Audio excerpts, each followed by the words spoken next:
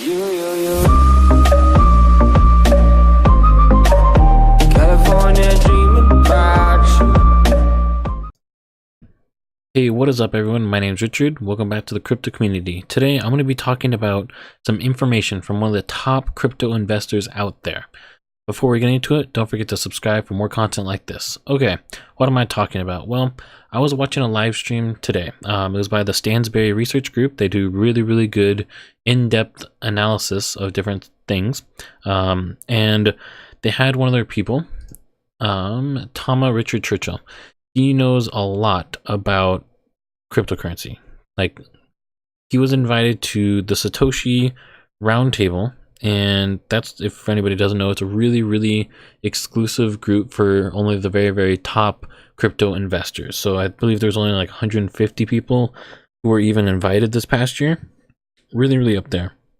He got in into Bitcoin when it was $115 and Ethereum when it was $10. So quite a while ago. He's been in this space quite a while. He's also a board of directors of one of the most successful cryptocurrencies.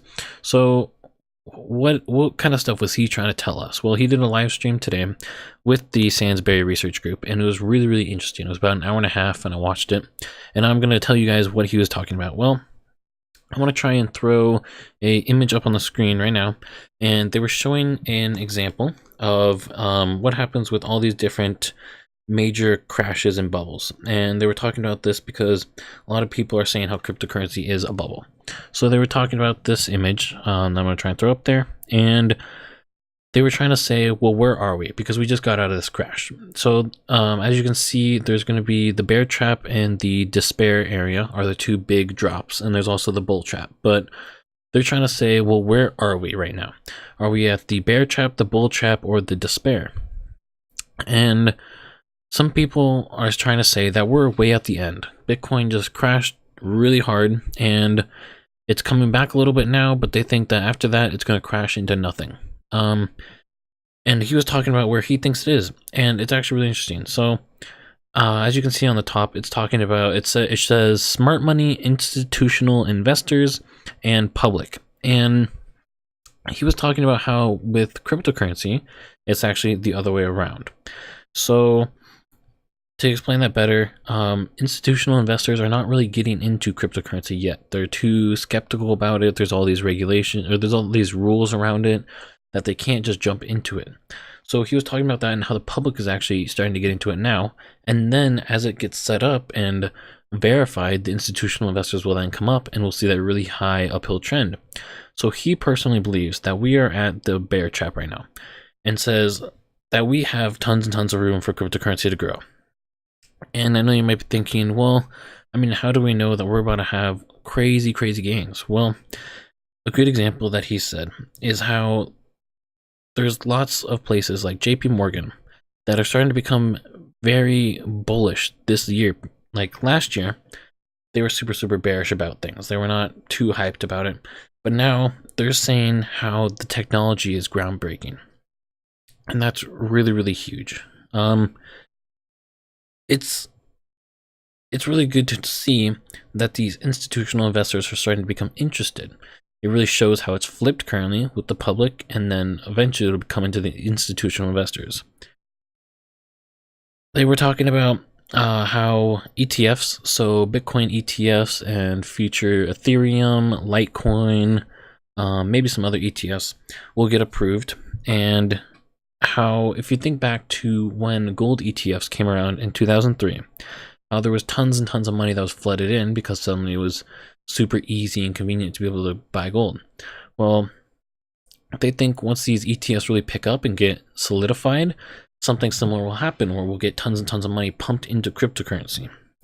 He also brought in some other good points.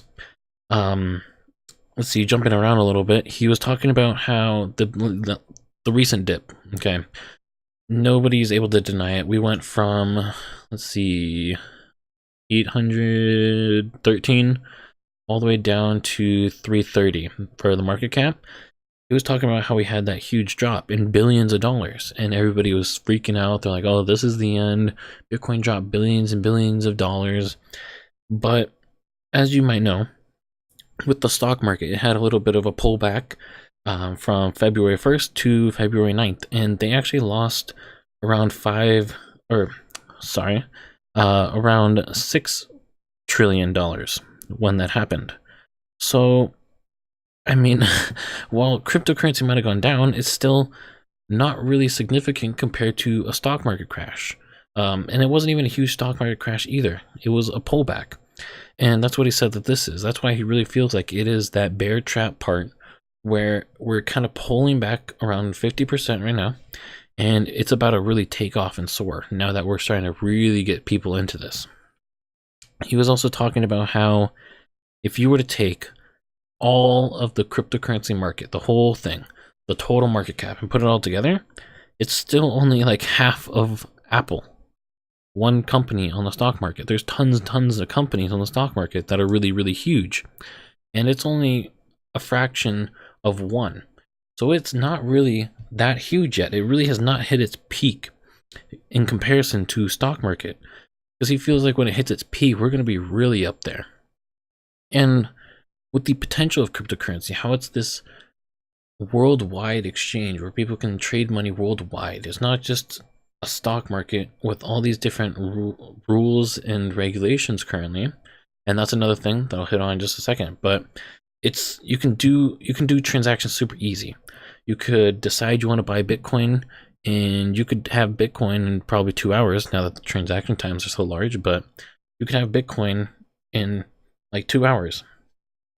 And that's really, really good. It's accessible to everybody in the world who has an internet connection, which is really, really good. Because if you think back to, let's say, .com bubble or something like that, you had to have certain things to be able to really get into it. Whereas now it's kind of like if you have internet access, you can get into cryptocurrency, which is really good. Another really big point that he hit on that a lot of people are super afraid of is regulation. And he was talking about how regulation is actually really good for this coming economy of cryptocurrency. How regulation is actually good. And I know that goes against what a lot of people think. But, for example, he was talking about the ICOs. And that's a really big issue that I've seen as well. Is that ICOs really, you could build it off of another platform. And it doesn't take a whole lot of knowledge to be able to do that. If you think back to .com bubble, you at least had to have some experience and requirements to be able to set it all up and do all that stuff. By ICOs, it's really, really simple. You could basically do it in 1 day. You could set it up, and then with good marketing, you can make tons of money, and there's lots of scams that then do that, and they just leave. And there needs to be regulation on that. And that's actually going to be really, really good. Because one, it'll protect us from those ICOs that are just scams. And two, this is a really big one, is that with regulation, these institutional investors will feel confident to put their money into cryptocurrency. Because currently, if a big investor wants to put money in cryptocurrency, let's say just like 1% of their portfolio, they have to jump through lots and lots of hoops to be able to do that. And it just doesn't happen right now. But with regulation and some other things like that, it'll make it easier and more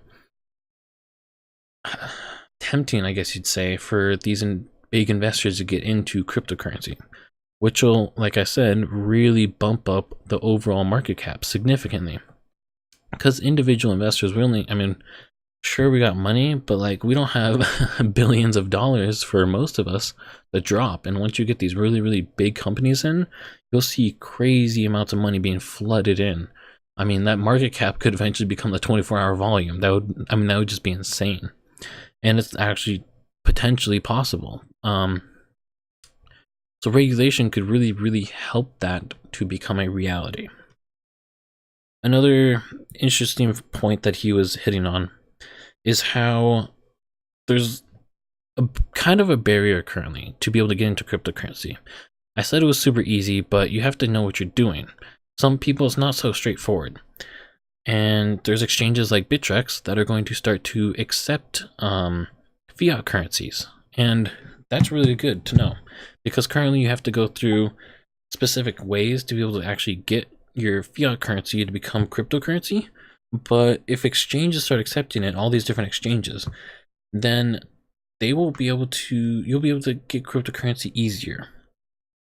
And another really interesting point about these exchanges is, as you guys probably know, if you try to sign up for a Bittrex account currently, or what are the ones, Binance, I believe, some other exchanges, you can't. And that might seem bad. You might be like, well, that stinks, I can't set up an account. But that's actually really, really good news, because that proves that cryptocurrency is not dying. They literally have so many people trying to get into it that they can't handle it on the exchanges. They have to say, hold on guys, we don't have the power, the manpower, to be able to give you all the services that you're going to need. So give us a little while, because we got to get more people in here to be able to provide the supply for all that demand that's going on right now, to be able to help you all out and get this all set up for millions and millions of people instead of the thousands and thousands that they expected. Which is just crazy that they literally can't have any more people apply, because their systems won't be able to handle it. They got to upgrade everything, and that'll take a little while, but that's okay. And I mean, some of this stuff, if you really just kind of step back for a second and think about it, cryptocurrency being able to reach everyone in the world, and to only see where it's at right now, I mean, we could definitely see this go up astronomically, which would be just amazing. And he was also talking about how the bank's clamping down on cryptocurrencies. So Bank of America and some of those ones say that you cannot use your credit card to buy cryptocurrency. And that's actually really interesting, because on the one point, the point of cryptocurrency is decentralized. And the banks are literally telling you you cannot spend money on cryptocurrency. So I mean, they let you go and gamble, that's totally fine. But investing in something, that's not okay. And I mean, it kind of makes sense, like, right? Nobody's going to tell you to take out a loan on your house or anything like that, or put in any kind of crazy money, go into debt to be able to invest in cryptocurrency. But for them to literally prove the point as to why we need to be decentralized, it's pretty funny that that's happening. I mean, yeah, that's just they're literally doing what we are. I mean, we're creating this to be decentralized so we don't have to deal with that. And then they're proving why we need cryptocurrency to the world while doing that, while trying to stop cryptocurrency. They're proving the need for it, which is, I mean, that helps us out so much. But yeah, I mean, it's really interesting, because in some countries, cryptocurrency is illegal. In others, it's tolerated, and some other countries are totally in full support of cryptocurrency. They want it 100%. And the wide variety is really, really interesting to see who's supporting, who's saying no, and where this is going to go, and why it's kind of needed. And yes, there's going to be things that are going to fall, obviously. I mean, we look at that, 1,500 coins. Like, we don't need that many cryptocurrencies, and a lot of those are going to fail. I mean, a lot of those are worthless. 90% of them probably are worthless, and they're just not going to do anything, and they're not going to help anything. But we have some really successful things like Bitcoin. And it was really interesting to hear this take on Bitcoin, where Bitcoin's going. He thinks Bitcoin's going to hit at least 30,000, possibly upwards of 50,000, which would just be insane to see that kind of price action to go up that high, because a lot of people are talking about how Ethereum or some of these other ones will replace Bitcoin. But within the next 12 months, that actually makes sense, because Bitcoin, if you think about it right now, if you were to go down here, let's just pick something, this one. We go to markets, Bitcoin, and then there's some Ethereum, and then, yeah, USDT. But a lot of things in list as Bitcoin, and some of them are starting to pick up Ethereum now. You can buy things in Ethereum, but Bitcoin is the main one that these people get into it. They think cryptocurrency, they think Bitcoin. So Bitcoin's going to hold its value pretty well, actually. And sure, it'll be overtaken. When this market cap goes 10 times, Ethereum might overtake it, but this Bitcoin will still go up 3 times where it is. It might not go up 10 times with the market, like Ethereum possibly will. Which is really interesting to think about. Because a lot of people, they just say Bitcoin's going to be replaced. But you got to understand the minds behind the people who are just getting into this, and the big places, and how Bitcoin is really what you use to buy everything. And that's really interesting. He just, yeah, he had some really good perspectives on things that I very much agreed with. He's not super bullish, right? And he's also not bearish, which is kind of where I am. I believe in the cryptocurrency market, but I'm not going to try and sit here and say Bitcoin to $1 million. You know, I'm not that crazy, okay? There's some people out there that are going to try and sell you on that, but I'm not trying to. And he had really good perspectives about how things are going to keep going up. And of course, you know, he wanted to sell his course and a couple $1,000s, but he gave out some really good information about how these top people in here are really here to stick around. And it's gonna, cryptocurrency overall, a lot of other really popular investors. I also got to see Mr. Forbes, yeah, your man Mr. Forbes, Steve Forbes, talk about cryptocurrency. He actually came and I saw him speak at a live event, and he was talking about how it's not a good store of value, because you see, I mean, Bitcoin, if you were to store your money on this, which is partially the idea behind it, to be able to store money on here, you went from 20, I can't even do this right, went from 20,000 down here to 6,000 in a matter of basically a month and a half. And he's talking about how that's not a place to store your money. And he's got a point. And we have to realize that this market is very volatile. And yes, we had a 50% market correction, or 70% market correction, or we've had some 90% market corrections in the past. But as the market cap goes up and the confidence in cryptocurrency goes up, those corrections will go down. It'll be 30%, then 20%. Then we'll have things like the stock market where a 10% we freak out about, but it'll just keep going up, which will be nice. And we can really see this take off once these regulations come in, and once these big investors start to come in, and we see the market cap get flooded with tons and tons of money. It'll be so great for us all to see the money flood in here, and we'll see some really nice gains in this next 12 months. Now, after that, he said, you got to be really careful, because once we go really up there, you don't want to be the person who buys at the top. You know, now is the time to get in for sure before this thing takes off. And that's what he's saying. And if he's wrong, then we're nearing the end of Bitcoin and cryptocurrency, and maybe it drops from, let's say we hit, I don't know, 500 billion, and then we drop to 50 billion. It could happen. It's possible if we're at the end, but that's the risk you gotta know going into this. Is yes, it could drop to 50 billion, or we could go to 5 trillion. It's really gonna go one way or the other. It's either gonna skyrocket and take off from here, or it's gonna drop like a rock. You gotta know that getting into cryptocurrency. So yeah, I mean, a lot of really wealthy and well-known investors are starting to become very bullish on cryptocurrency. I mean, even though Steve Forbes said he thinks it's a horrible store of value, he recognized and acknowledged the groundbreaking technology of the blockchain. Because Bitcoin, I mean, you've heard of Bitcoin hacks, you know, oh, $500 million stolen or this or that. But if you actually look at it, it's not Bitcoin being hacked. People have tried. They hacked the exchanges, because the exchanges don't necessarily, I mean, they don't have the same security as Bitcoin does, where they hack someone's wallet and get their passwords and steal money, or those kind of things. But they're not actually hacking the blockchain, because it's so hard to get past it. It's basically impossible to do.